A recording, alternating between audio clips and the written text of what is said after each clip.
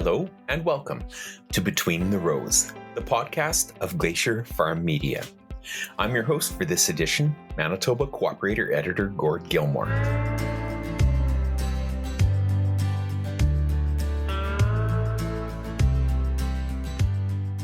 This week, we'll be looking at rural crime. The bottom line is that we're seeing an increase in crime, and we're also seeing an increase in repeat offenders. We'll hear why moving this year's grain crop is crucial. Fall of 2022 represents one of the most important grain harvests that we've seen in Canada. And reporter Alexis Stockford brings us the story of a rodeo lifer who's been everything from competitor to clown. It's so rewarding just to make a person laugh. See a smile on a face that maybe wasn't smiling, and you think, I did that. There's no better feeling in the world. But first, a word from our sponsors. Maybe you've had an idea about upgrading your operation. Maybe about finally getting that renovation done or buying some new equipment. Or maybe you're thinking about how you can be a bit more financially secure from season to season. Get some help making it happen by speaking with an RBC Agriculture Account Manager. Then, set up an investment plan to make even more of your ideas happen. Visit rbc.com/chart your course and get started today.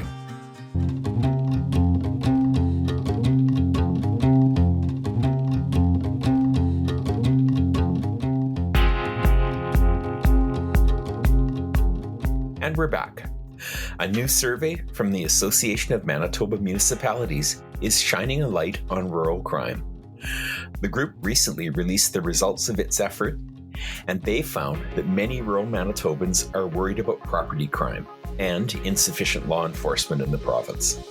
75% say rising property crime is an issue, and 92% say a big part of the problem is there just aren't enough cops on the rural beat. Cam Blight is president of the AMM and Reeve of the RM of Portage La Prairie. He joins us now. Cam, thanks for joining us today. Well, thank you very much for having me. So tell us a little bit about why you at the AMM chose to do this survey. The executive on the AMM board, which is myself as president and our two vice presidents, Vice President Chris Ewan and Vice President Brad Slook, along with our executive director, Dennis Volkoff, we travel and we visit municipalities across the province of Manitoba, and our term is a two-year term. And, we try and see as many municipalities as we possibly can during that time. And it usually takes us about 3 years to visit all 137 municipalities.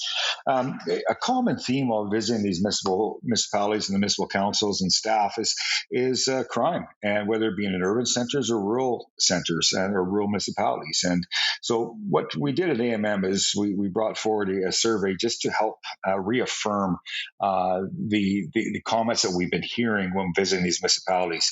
We know that public safety is a major issue and a concern for all our members, and I think the survey results just kind of reaffirms all that information. And what did the survey find? What were the sort of the key concerns of the folks that responded? Well, ultimately, I think just about every single municipality felt that they could be better served by having more RCMP members, on site, on the ground, in their municipalities. Not just that, but also the members that they do have, they feel that increased presence by the existing RCMP members would definitely be of great assistance to them. Right now, you'll see that there's a lot of the RCMP detachments across Manitoba are running at below normal staffing levels, and they're not running at a full complement. And some of that is recruitment and retention related issues, but also in some cases their numbers are going to show that they have X number of RCMP members there, but some of them are basically soft vacancies, which is also some members are on maternity leave, which is actually 18 months for an RCMP member. And those are not positions that can be filled. So, but you're without that position or that member's boots on the ground. So we're seeing that our COVID has kind of heightened or kind of caused an increase in crime. We've seen especially drug-related crime, but we've seen an increase in crime. And, unfortunately, we're seeing less boots on the ground to address these issues. So that is something that our members have kept bringing forward, saying that they just want to see more RCMP members and more resources and funding provided to the RCMP. And now, is this a problem that's particularly acute in rural areas? I know I've certainly heard amongst the readers at the Manitoba Co-operator a lot of concern over rural crime. I guess it's all on how you define rural. On a national stage, basically everything outside of the city of Winnipeg is deemed to be rural. But we look at myself. I look at rural as anything that's it's not in a city itself. Such as the city of Portage Prairie, Thompson, Brandon, etc.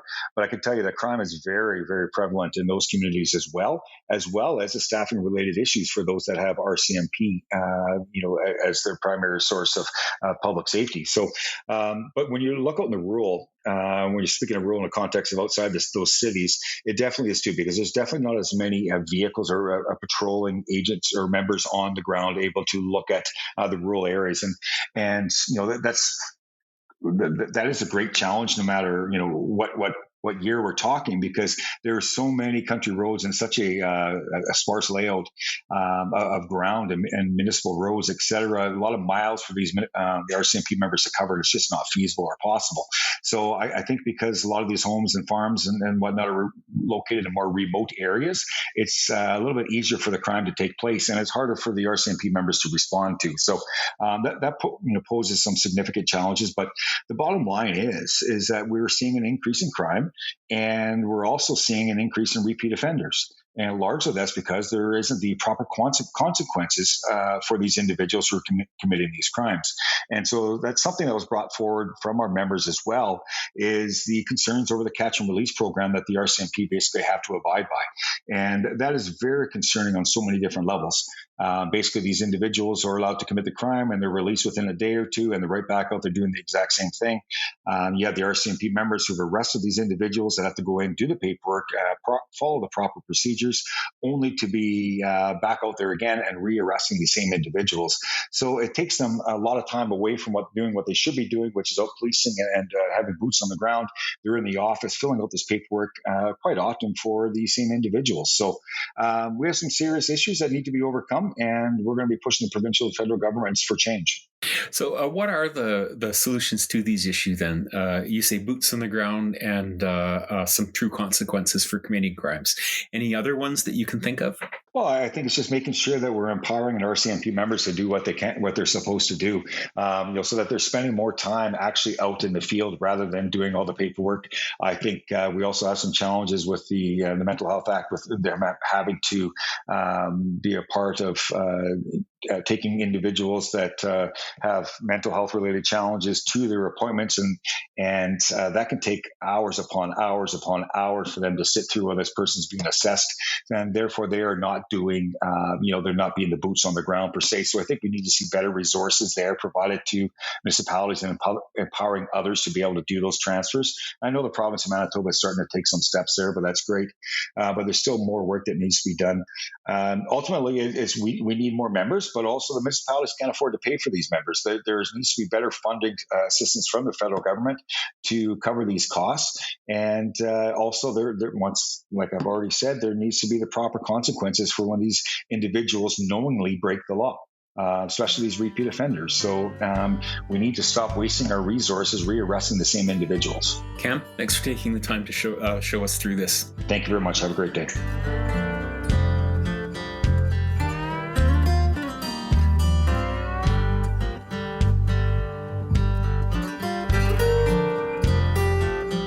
That was Cam Blight of the Association of Manitoba Municipalities about what rural residents want to see for better crime fighting. This is Between the Rows. I'm your host this week, Gord Gilmour.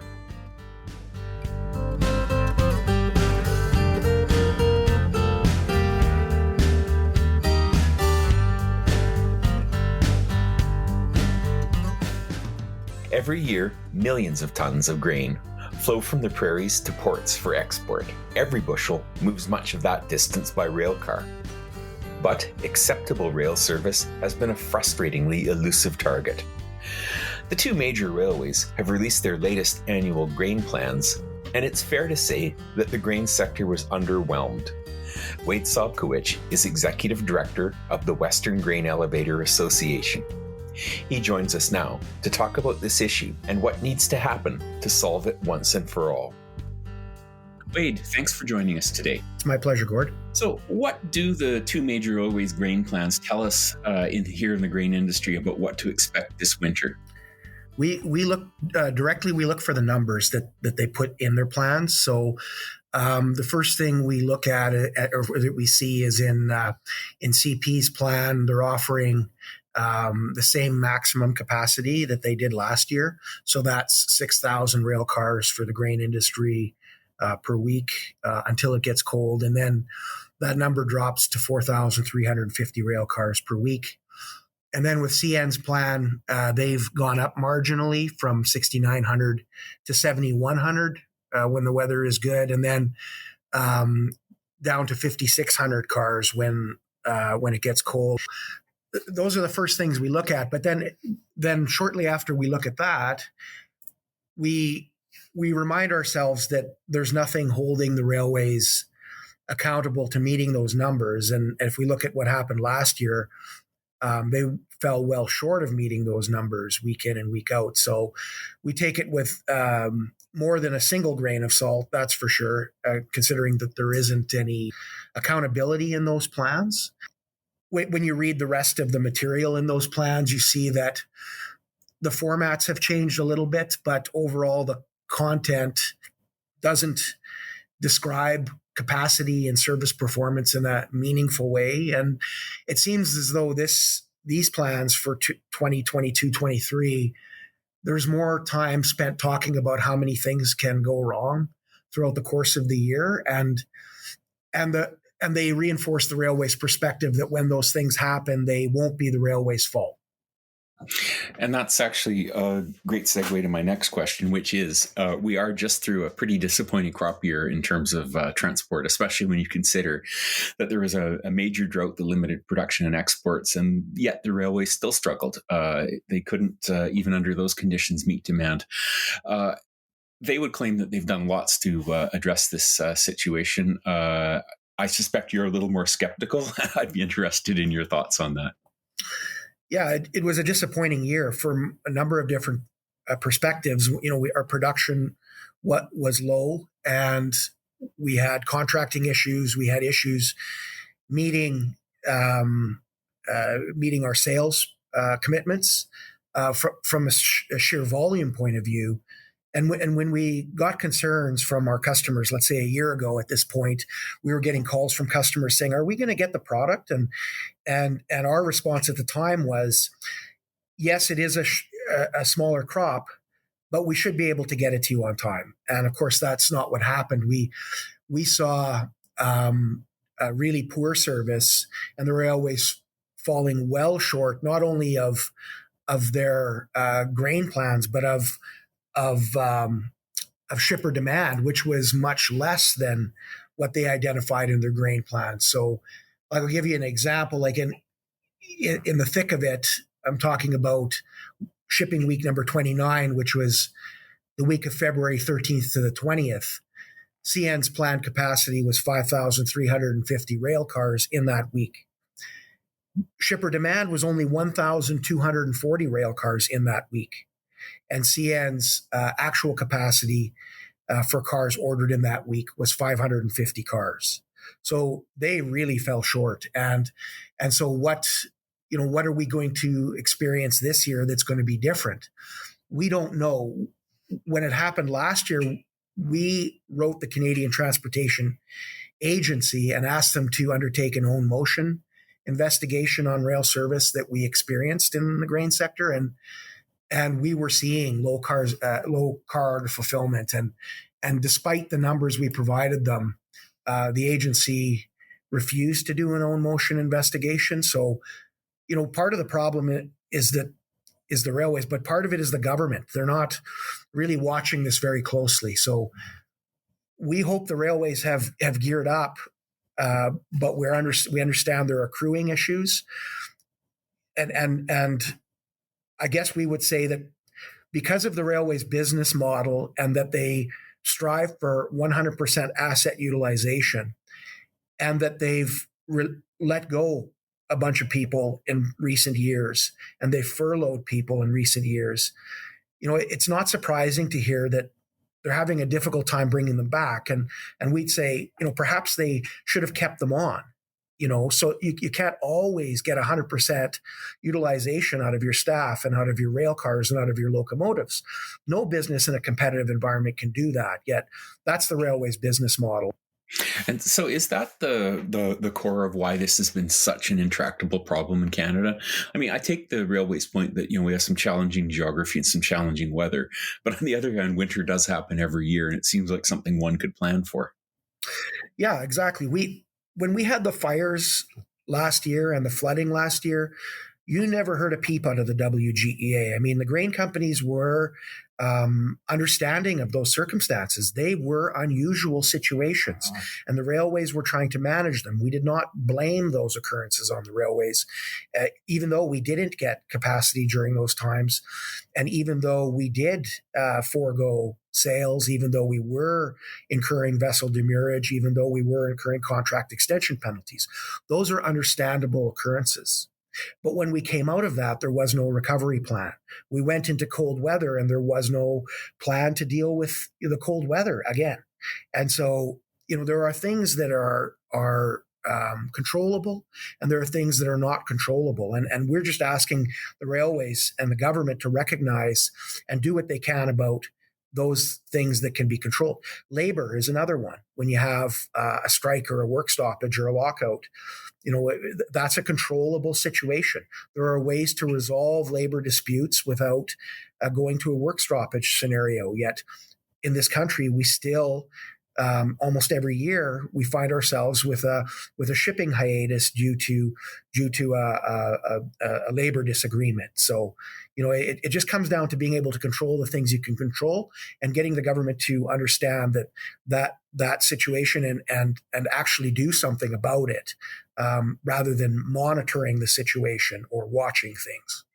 And now, in terms of the coming season, what are your members and by extension the farmers of Western Canada hoping to see this winter and perhaps even into the future? I guess I would start by saying that we've had a global multi-year pandemic. We have a war between Russia and Ukraine. We have gas and grocery prices, inflationary hikes, major supply chain issues. It's very turbulent. And so we need to make sure that industry is able to appropriately respond here. And we're being asked by our government to do what we can so that Canadian agriculture is viewed as reliable and a consistent partner to feed a hungry world in the midst of all of this.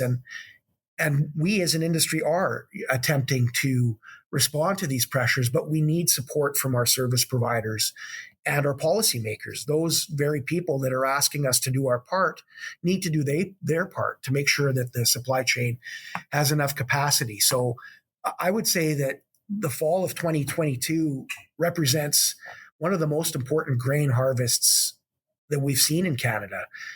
We have farmers that are recovering from a smaller crop. We have industry being called up by government and countries around the world to help alleviate extreme pressure on the global food supply and et cetera. So I could go on and on about those things. But on the other hand, we have a government that is not prepared to put disciplines in the system to allow us to get product where it needs to go. That's a major concern. The government talks about the need for Canadian businesses to grow the economy, yet isn't prepared to give these same enterprises effective tools for accomplishing that very thing. So we need a realization to occur within government. And we really, I guess, we're not going to see legislation passed here between now and the fall, but we would be calling on the federal government to monitor the performance of the supply chain closely this crop year and take swift action where it's needed to bring rail service back in line with the plan whenever failures occur. And you may ask yourself, what constitutes a failure? Well, for us, that's 85% of car order fulfillment on a week-to-week basis. And if it drops below 85% for 3 weeks in a row, then that's considered a major failure and a systemic issue. So we need the government to keep that benchmark in mind as it looks at service. And when I talk about those numbers, I'm talking about as measured through the Ag Transport Coalition. And then we also need to ensure that grain port facilities and related infrastructure such as anchorages are ready and available to handle the required volumes. And we need government to be looking at that as well. So that's a pretty long-winded answer to your question, Gord. But, I guess in the short term, we're asking the government to really watch what's happening, watch the key metrics, and be prepared to take swift action on those things, or on the need for back to work legislation if there's a railway work stoppage, those sorts of things. Well, I would say not so much long-winded as the fact that there's a long list of issues. There's a long list of issues and a long history on this whole suite of issues and this whole conversation. And we've been trying to inform and educate government, and in some respects, it really is more of a government problem than it is a railway problem, because the railways are really behaving in a predictable way given the lack of competition and the lack of regulation in place. I mean, in other words, if you or I or anybody else worked for a railway company, we'd be making the same decisions they would be making. It's not a railway, it's not as though the railways are behaving in an incorrect way from their perspective. The problem is the fact that the government doesn't recognize that, and that the government doesn't recognize that shippers really are the drivers of the economy. They've been subject to regulatory capture. There's a term called regulatory capture, which it defines what happens when a government or a government agency becomes advocates for those whom they regulate. And that's exactly what's happened here between the railways and Transport Canada. Transport Canada sees the railways as the drivers of the economy and the backbone of the economy, and we view the railways as only existing because shippers and farmers, in the case of the grain industry, farmers grow product that we sell, and we need to get to a customer somewhere in the world, and that's where we get wealth as a country. Wade, thanks so much for taking the time to explain this to us. It's my pleasure, Gord, anytime.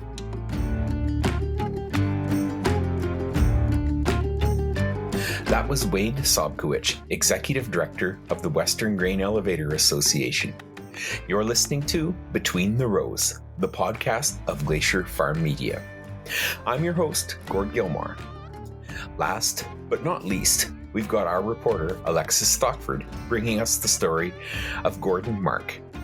He's a kid from the city with a love for rodeo that led to stints as competitor, clown, and now respected ring announcer.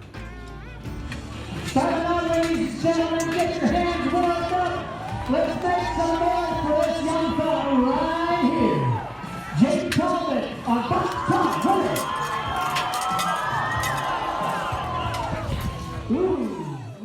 So, in the years that you were traveling, you were doing this professionally. Like, what were some of your best results? What are some of your best memories? Oh, you know what? Every show you go to is a memory that you cherish. Probably one of the biggest wake-up memories of mine was in the semi-pro ranks when I did a show when I was just starting out and maybe took a too big a step. And I did Swan River Rodeo, 3-day. I thought I made the big times for sure. And it was partway through that. I had a 7-year-old child tell me I really sucked. Oh, no! Very deflating. But it was probably the best thing that ever happened to me because it was a wake-up call. What I had been doing in the past, I was so dependent on other people to make me funny, and it helped me turn around my way of entertaining. And from that day forward, just skyrocketed. I've had opportunities to ride the mountains on Harley Davidsons, met and made friends with Carey Price, a hockey player, and just touring the country and meeting people, staying at different campsites and talking to people, traveling around with my pet bull and my duck and my dogs and my axe. Like it's no regrets. Your pet bull and your duck. Can you go like as part of your show? Or yeah, I had a pet bull that I would actually buck out in the arena, and it was a whole educational deal to comedy with him, and I would travel around with him, and I'd ride him out of the chute. There's a whole routine in the chute. It would take detail to get into it, but he'd come out bucking, and I'd be hanging on for dear life, and then I'd say, well, this is why he's bucking, and I'd pull the shank off the back, and then he'd ride him around like a pony, and you'd have people jump on with you. I had a duck named Romeo, brought it up right out of the egg, and I had several different acts with that. Matter of fact, one of the acts was here years and years and years ago, and I made Peking duck. And again, it's just things you do. I had a 3-legged dog named Tripod and a dog named Wrangler. We used to do a lot of shows together. And unfortunately, the way the animal acts in rodeo, you got to be very careful now. We all know. And you have to be more dependent on blowing yourself up and running around the arena. And I did a lot of that too. Well, ladies and gentlemen, we ain't done yet, but we still need your help. What we need you to do is, once this young fella's all set up and ready to go, Jaden Talbot and Boxcar Willie, we need to blow the roof off this grandstand. We need to make enough noise that we're going to inspire that young fella to sit there and ride for 8 seconds. I don't care how you make the noise. You can clap your hands, you can stomp your feet, you can yell your lungs out. But either way, when I give you the cue, I want to hear each and every one of you in your own little way. I actually got started in rodeo when I was 25. Did a little bit of competing, mostly in team roping, a little bit of tie-down roping, a little bit of bareback riding, but not a lot. And then I got into a lot of cowboy poetry over the years, and at the age of 35, I started to announce and started clowning. The entertainment aspect of the rodeo. Started out by learning a little bit of bullfighting so I wouldn't get killed in the arena. And after about 5 years of clowning, I started taking it pretty heavy and went through the professional ranks and had an opportunity to travel all over this great country of ours, putting makeup on and making people laugh. So what made you make the switch, I guess, from competition to... I wasn't winning at the competition. It was costing me money, and then I realized easy answer, right? I could get paid to be a fool. And I'll tell you what, they did. Actually, it's a little bit ironic. One of the, I'd say the first five shows I did, one of them was right here in this arena. I remember it like it was yesterday. I was out in that arena, standing on top of my barrel, wearing a gray miniskirt, with a t-shirt and some inflatables on top and a red wig, as a matter of fact. I've got a picture of that framed, and it was kind of the launching pad. Was this rodeo here actually was one of the ones that helped me really get my feet rooted into the clowning of it, because it takes a while. So if you go back to that moment, like one of the first times doing it, and rodeo clowning, like you said, some bullfighting experience, it's not a low risk activity. What was going through your head? Damn, this is fun. And it is. It's like, I like the adrenaline when you get hit in the barrel, but it's so rewarding over the years that when you, especially like in the way the world is, just to make a person laugh, see a smile on a face that maybe wasn't smiling, and you think, I did that, and it could be one person. And if the rest of the audience joins in, well, that's all the bonus. That's the gravy, But just, there's no better feeling in the world than to make someone feel good. Even just for maybe that 2 hours of rodeo. Some could be having the worst time of their life with everything that's going on. But for maybe 2 hours, they got to escape with a smile. And I think that this world, especially what we've gone through in the last 2 years, needs a lot of that. We don't have enough. Philosophy. Can you tell me a little bit? You mentioned that you did this professionally for a while, and you did a lot of traveling. Can you go into some detail on that? Yeah, absolutely. I would pack up my truck and trailer, and I'd usually do a show in Manitoba, a pro show. I've done more Stampede, of course, for several years. I did it. I love that rodeo. I've been away west is the island in British Columbia. Did a lot of shows throughout British Columbia, Alberta. I've had the opportunity to work with the Calgary Stampede Ranch. I never did the Stampede, but I got to work with their great contractors and many of the great contractors around this country. And it all starts here at the grassroots rodeo, and that's what this is here, is grassroots. I mean, to get there, you got to start here, you know, and it's enjoyable. I've had a good run with the makeup on, and you know, I always did a little bit of announcing, but now I've got to step away from the makeup. So how long ago did you step away from the makeup? I actually had retired 5 years ago, then I came out of retirement for a couple of years, and then the pandemic and everything kind of shut things down. And then for some medical reasons, I was advised not to take the risk of taking a shot. So I stepped away from that, but you can't get it out of your blood. So I went back to my other passion, and that's announcing rodeos, and that's why I'm here today. Starting on, ladies and gentlemen, get your hands warmed up. Let's make some noise for this young fella right here. Jake Talbot on Boxcar Runner. Ooh, looks like Boxcar won that one. That is one big... I guess final question: when you're looking now, and the people that are getting in the ring doing the job that you used to do have any advice for them? Because times have changed and that sort of we thing. need to get them. There's none out there. There's nobody. There's bullfighters, but with the entertainment aspect and the clowning, there's nobody out there. Canada is down to 3 to 4 that really take it on strong. Like I got so many calls this year.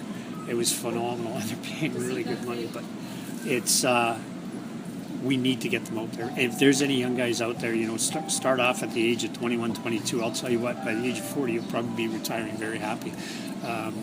But you got to be good at it. You know, anybody could tell a joke, but it's when you put passion, feeling, and when you touch the crowd, when you reach the crowd, you know when you do. Like, you see it in their eyes. I'll travel through crowds in the grandstands, and I know when I'm touching them. You see it in their eye. You tell it in their tones. And when you do that, and like I said, it's probably the best feeling anywhere is to make someone smile. Try it sometime. Like, I mean, it's incredible. I see you smile. Yeah. You feel better when you do it. Yep. You know, and I just wish I could do more smiling for people. And I do when I announce. I'll make them smile. I guarantee it. Right. Thank you very much. No problem. That's it. Come on, young guns. Come on, let's hear ya.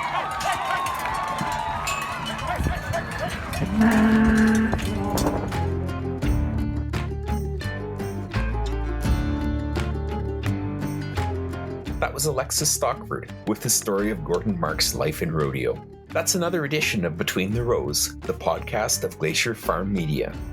I'm your host, Gord Gilmour, saying so long for now, and as harvest heats up, stay safe out there.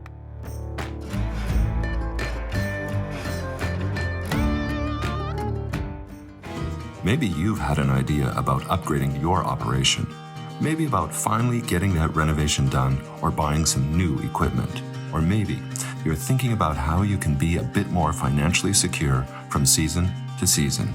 Get some help making it happen by speaking with an RBC Agriculture Account Manager.